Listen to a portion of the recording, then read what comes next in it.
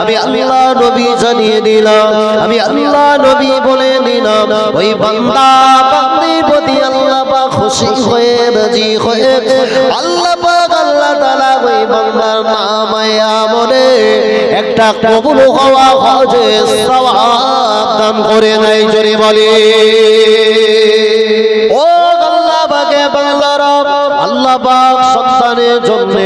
পিতা মাতাকে কিভাবে রহমত করেছে, পিতা মাতাকে আল্লাহ পাক সন্তানের জন্য কত বড় নিয়ামত করেছে। আল্লাহ পাক প্রতিটা সন্তানের জন্য পিতা মাতাকে আল্লাহ কতটা বরকতময় করেছে গো। দুনিয়ার জমিনের একজন জগৎ বিখ্যাত মানুষ, নাম হয় তার হযরতে মালিক বিন দিনার রাহমাতুল্লাহ আলাইহি। আল্লাহ পাকের একজন ওলি বান্দা, আল্লাহ পাকের একজন মাহবুব বান্দা। আহারে লক্ষ্য করে দেখতে পাওয়া যায় আপা মায়ের সঙ্গে সদা আচরণ করার কারণে, মাকে সেবা করার কারণে আল্লাহ পাক আল্লাহ তাআলা খুশি হয়ে ওই মালিক বিন দিনার রাহমাতুল্লাহ আলাইহি আল্লাহ পাক তৎকালীন সময়ের একজন যুগশ্রেষ্ঠ আল্লাহ ওলি বানিয়েছিলেন। ও আমার ভাইয়েরা শুনে রাখে, হযরতে মালিক বিন দিনার রাহমাতুল্লাহ আলাইহি দুনিয়ার জমিনে মাকে সেবা করে কতটা ইজ্জত পেলে, মাকে সেবা করে কতটা সম্মান পেলে। ওগো দুনিয়ার যুবকেরা, ওগো যুবকেরা শুনে রাখো, হযরতে মালিক বিন দিনার রাহমাতুল্লাহ আলাইহি আরে লক্ষ্য করে দেখতে পাওয়া যায় একদিন রাতের বেলা, গভীর রাত, নিশুতি রাতে উনি যেন লক্ষ্য করে দেখে ঘরের ভিতর থেকে একটা গুনগুন গুনগুন গুনগুন গুনগুন করে কান্নার আওয়াজ হযরত মালিক বিন দিনারের কানে এসে পৌঁছায়। হযরত মালিক বিন দিনার রাহমাতুল্লাহ আলাইহি অন্তরে বড় সন্দেহ হলো, আরে গভীর রাত, নিশুতি রাতে ঘরের ভিতর থেকে কেন কে কান্নাকাটি করে। মালিক বিন দিনার আস্তে আস্তে কদমটা বাড়িয়ে বাড়িয়ে ঘরের ভিতর থেকে বাইরে বেরিয়ে এলো। লক্ষ্য করে দেখে এই কান্নার আওয়াজ অন্য কারণ নয়, এই কান্নার আওয়াজ আমার জনম দুঃখিনী মা হযরত মালিক বিন দিনার রাহমাতুল্লাহ আলাইহি আস্তে আস্তে কদমটা বাড়িয়ে বাড়িয়ে আম্মা জানের কাছে গেল। ওই সময় লক্ষ্য করে দেখে আহারে গভীর রাত, নিশুতি রাতে জনম দুঃখিনী মা নামাজের মুসাল্লা বেঁধে ওই নামাজি মুসাল্লা খানাতে এত কান্না কাঁদে, এতটা নোনাসারি করে। মালিক বিন দিনার আস্তে আস্তে আম্মা জানের কাছে গিয়ে আম্মাকে ডেকে বলে, মা কাঁদেন কেন গো মা? ও আমার জনম দুঃখিনী মা, এই গভীর রাত, নিশুতি রাতে আপনি কেন একা একা নোনাসারি করে? আপনি যদি এভাবে কান্নাকাটি করে আমি আপনার সন্তান সহ্য করতে পারি না। আম্মা জান কি কারণে কাঁদে? আপনার কান্নার কারণটা আমাকে বলে। মালিক বিন দিনার রাহমাতুল্লাহ আলাইহি আম্মাকে জিজ্ঞাসা করবার পরে আম্মা জান বলে, ও আমার বেটা মালিক বিন দিনার, শুনে রাখো, আমি তোমার ছন্দকিনী মা জানিয়ে দিলাম, আমার দেহ বড় জরাজীর্ণ হয়ে গেছে, আমার দেহটা বড় ছিন্ন ছিন্ন হয়ে গেছে। এই দুর্বল শরীরে আমি আর নড়তে পারি না, চলতে পারি না। ও আমার বেটা মালিক বিন দিনার, আমার জীবনের একটা বড় আশা, একটা বার যদি আল্লাহর খানায় কাবা দেখতে পেতাম, কলিজাটা যেন ঠান্ডা হয়ে যেত, হৃদয়টা যেন আমার ঠান্ডা হয়ে যেত। হযরতে মালিক বিন দিনারের মা বলতে লাগে, ও আমার বেটা, শরীর দুর্বল হয়ে গেলে আল্লাহ পাকের হজ ব্রত পালন করা আর কোনোভাবে সম্ভব হবে না। হজ করতে গেলে আল্লাহর খানায় কাবা তাওয়াফ, যেখানে প্রচুর মানুষের সমাগম, ওই জনবহুল জায়গাতে আমি যে নিজে হাঁটবো, দেহের সেই সক্ষমতা শেষ। বেটা, হজ ব্রত করার ইচ্ছা তো আমার অন্তরে পরিপূর্ণ রয়েছে, কিন্তু শরীর দুর্বলতা কিভাবে হজ ব্রত পালন করতে পারে? তবে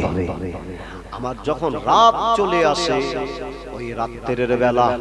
আল্লাহর খানায় কাবা দেখার জন্য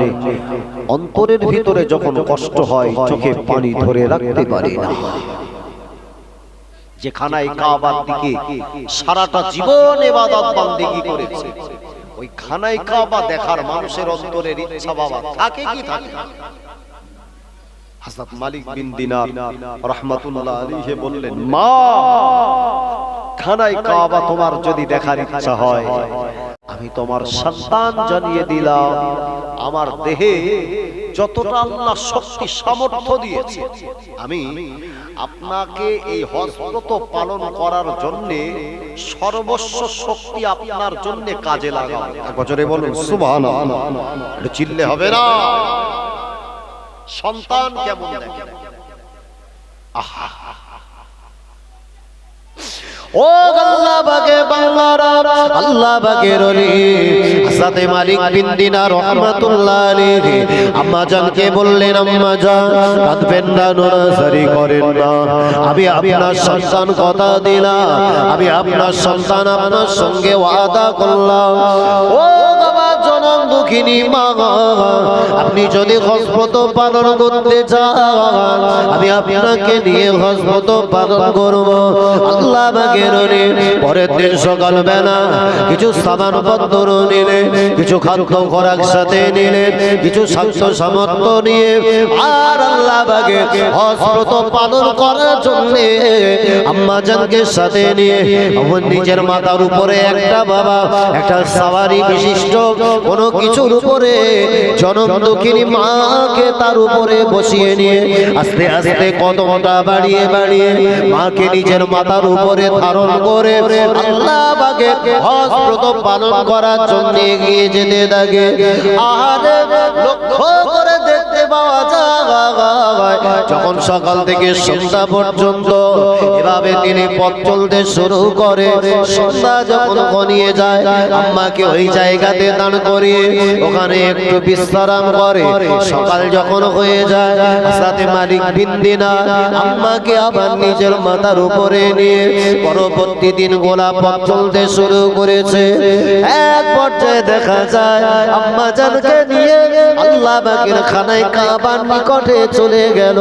আম্মা জান যখন আল্লাহর খানায় কাবা দেখেছে, আম্মা জান চোখ ভরা পানি, হৃদয় ভরা পানি নিয়ে এত কান্না কাঁদে, এতটা নানাজারি করে। ওই সময় মা সাবান দিয়ে আল্লাহকে স্মরণ করে বলতে লাগে, ও রব্বুল আলামিন, আল্লাহ পাক, আমি তোমার বান্দে, আমি তোমার বান্দে,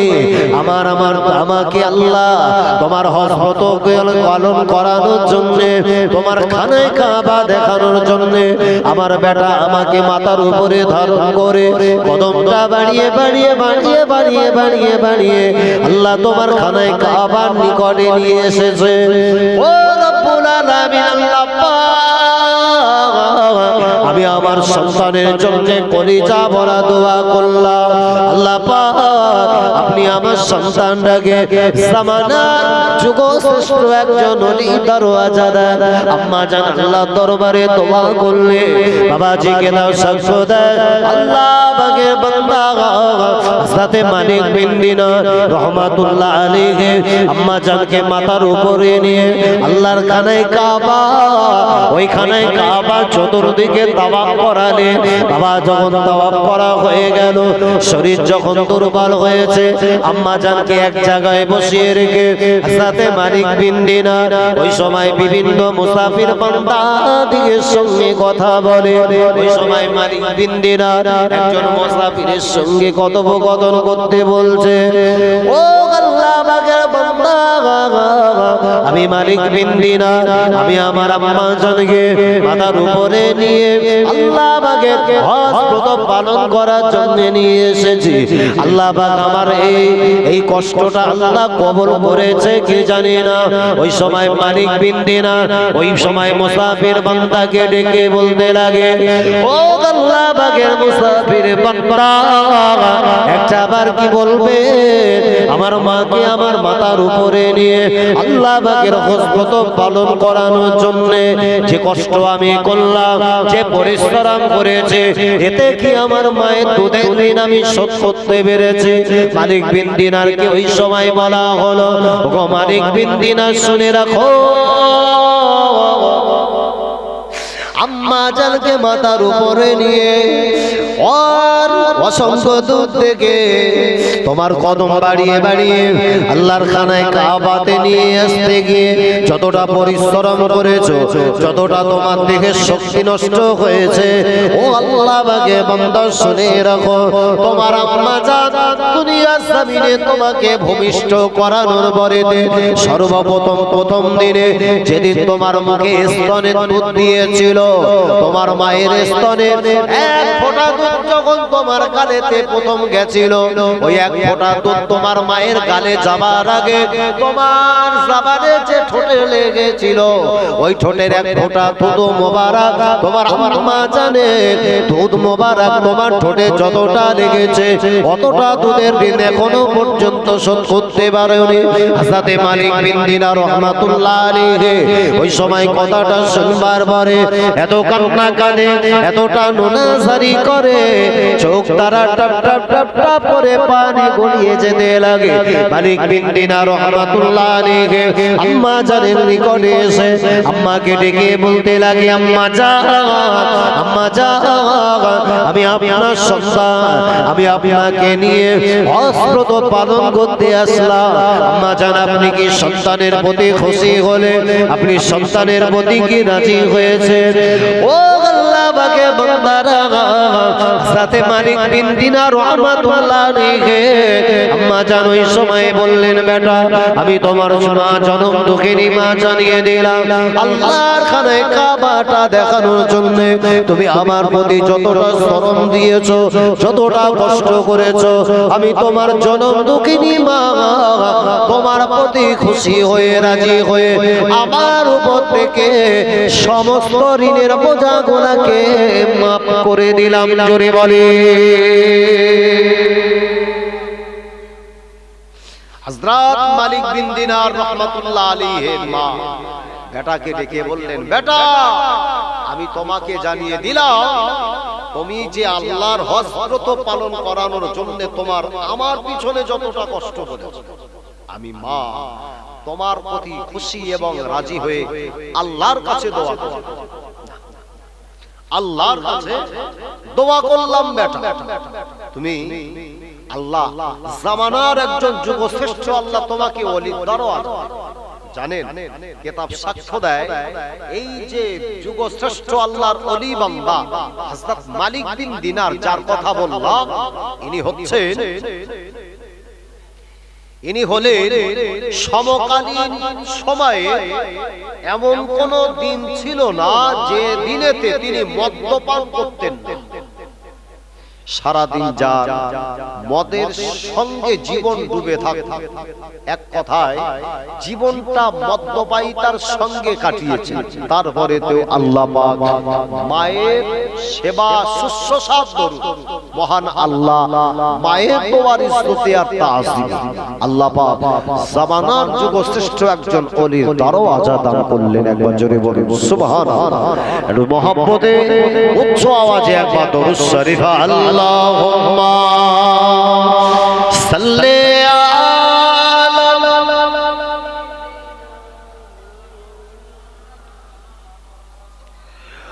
আলা আলি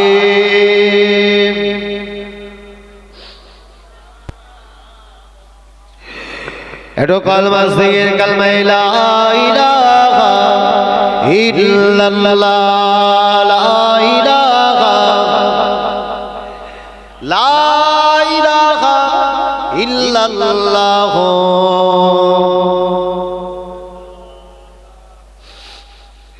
কাঁদে উম্মত কাঁদে মুমিন কাঁদে মুমিনা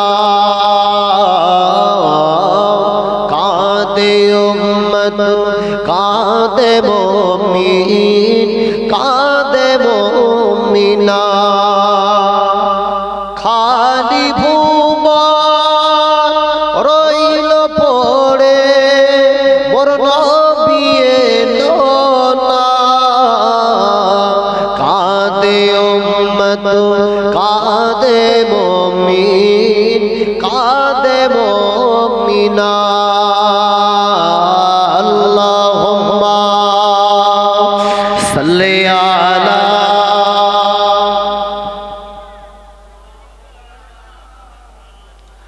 ওয়ালা আলি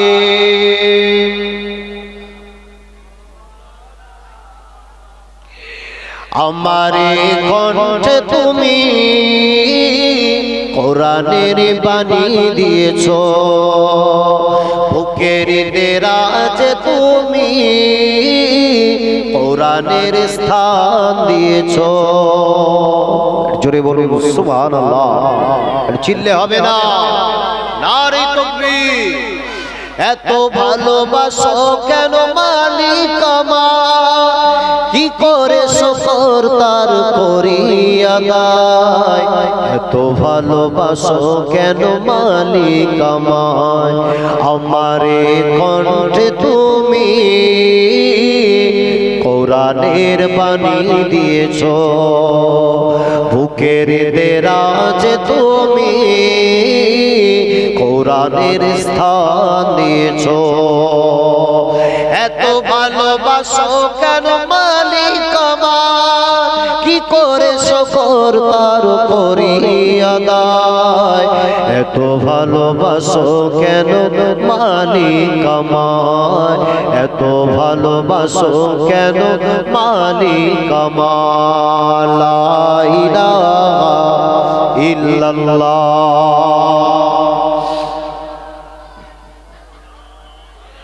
লা ইলাহা ইল্লাল্লাহ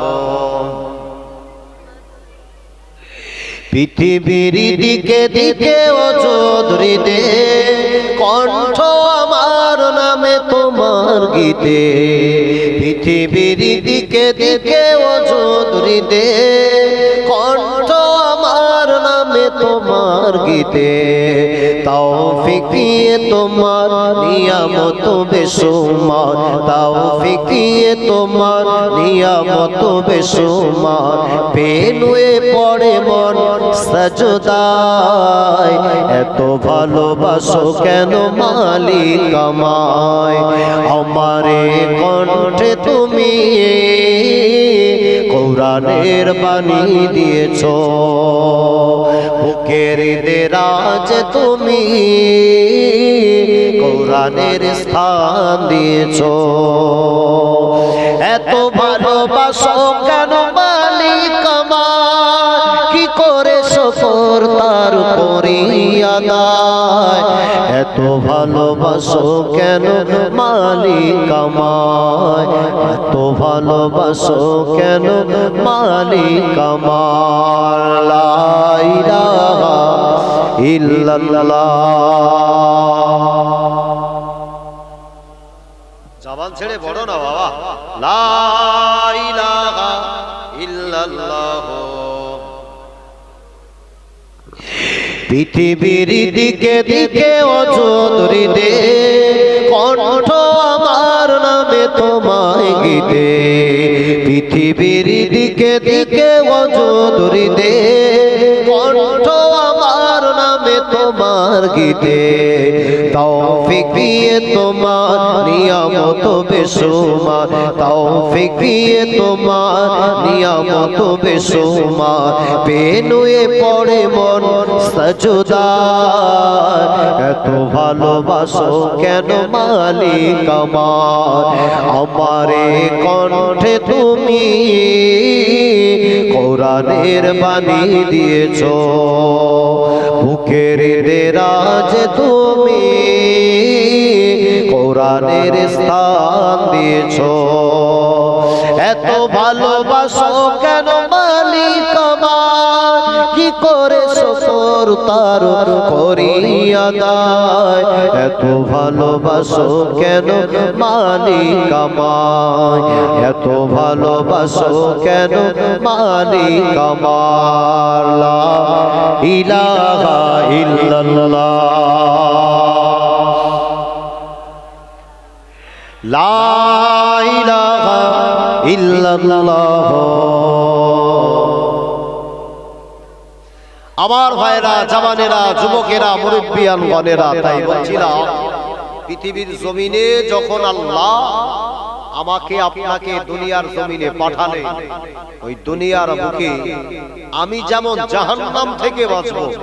নিজের পরিবার বর্গ যারা আমার সন্তান সন্ততি আমার পরিবারের বিবি বাল বাচ্চা ওগুলাকেও জাহান্নাম থেকে বাঁচানো একজন পিতা হিসাবে একজন অভিভাবক হিসাবে প্রত্যেক ব্যক্তির একটা রেসপন্সিবিলিটি দায়িত্ব প্রত্যেকটা মানুষের ভিতরে রয়েছে কেননা আল্লাহর কোরআন বলেছেন তুমি শুধু নিজে বাঁচবে এটা যেন কখনো মাথায় কখনো ধরে নিজে রাখালিত্ব নিজের অভিভাবকত্ব সম্পর্কে কিয়ামতের দিন আল্লাহ পাকের দরবারে প্রতিটা বান্দাকে জবাব দিতে হবে কেননা আল্লাহ রাসূল বলেছেন আলা কুল্লুকুম রাই ওয়া কুল্লুকুম মাসউলুন আন রাইয়াতিহি তোমরা প্রত্যেকে হচ্ছে এক একজন রাখাল ওই রাখালিত্বের ব্যাপারে আল্লাহর দরবারে তোমাদেরকে জবাবদিহি করতে হবে যদি কোনো পিতা তার সন্তানের ব্যাপারে যদি তার জাহান্নাম থেকে মুক্তি পাওয়ার রাস্তাগুলোকে যদি না দেখায় তাহলে পিতা হিসাবে কিয়ামতের মাঠে আল্লাহর কাছে কিন্তু জবাবদিহি করতে হবে এই পবিত্র মাহে রমজান একেবারে আমাদের ঘরের মুখোমুখি মাহে রমজানে নিজে যেমন রোজা রাখবো নিজের পরিবারের সন্তান সন্ততি বিবি বাল বাচ্চাগুলোকে মাহে রমজানে রোজা রাখবার প্রিপারেশন তাদের প্রস্তুতিগুলোকে